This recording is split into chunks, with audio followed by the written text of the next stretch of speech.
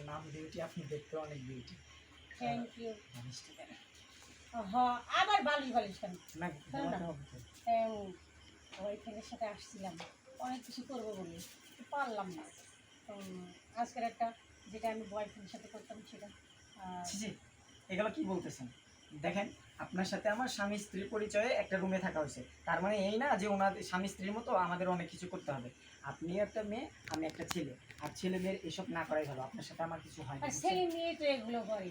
আচ্ছা শোনেন, আবার বলতেছি, তাহলে তো তুমি, আমি কি নিজে ইচ্ছায় দিচ্ছি তাই না?